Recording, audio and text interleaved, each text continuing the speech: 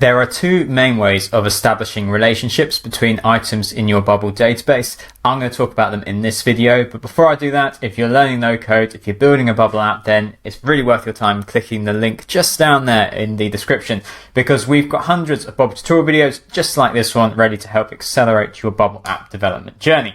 But let's dive into this topic of Bubble databases and Bubble database relationships. So this is a demo app that I've been working on for months. It's a bit of a mess. I've got a lot of data types, but let's focus on books and authors. So I've got two data types here: book, where you've just got a title; author, where you've just got a name. Now you can easily imagine an app where you'd want to create a relationship between the two of these, and there are two ways, as I say, to go about it. And I'm going to talk about what is the most optimal way and the pros and cons of each one. So on book, we can add in a new field and we can say author. And then we select our author data type. Now, if you're new to no code and you actually come from a bit of a coding background, you may be used to handling like unique IDs manually. So you may think that actually author should be a text field and then you just put the author unique ID in there. Well, Bubble is a no code platform, and so you can just select the data type directly, and then you're cutting out that margin for error of mistyping or searching for matching a unique ID. Bubble does it all for you. So I can have author, and then I have to decide whether to create it as a list field. Will a book have more than one author? Well, if I'm building a really versatile app, I know that some books have got more than one author.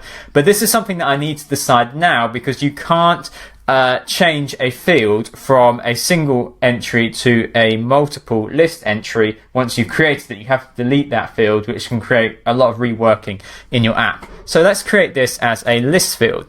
And this just means that every time I create a book, I can add an author into this field. In fact, let's go ahead and do it manually. We'll do it in the database here. So I've got a book called Harry Potter, and I've got some authors. Well, I've got one author. Let's just add another author called Test. Create.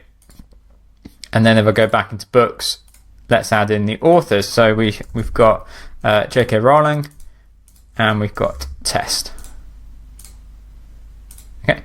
Now, if you're not seeing it exactly how I'm seeing it, that's because you haven't updated your primary fields. And this is our way of saying this is the field that I want to see in the database as the app editor. You can obviously display any field you like in the design tab, but for author, I want to show the name, not the unique ID. Notice, well, let's just show you the difference. So if I say unique ID, then I just get the unique IDs in the field, and when I want to add another author in, I have to know the unique ID, whereas primary fields allow me to change this to name.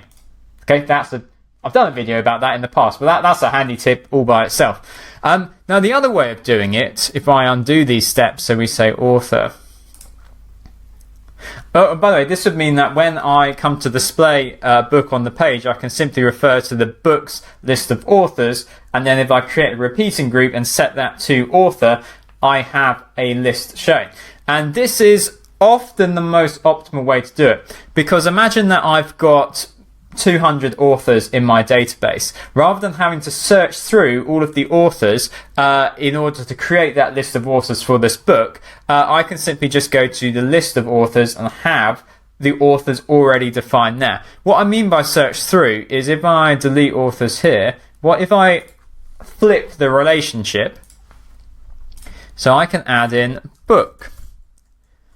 Well, actually, it would be books, because an author could publish more than one book.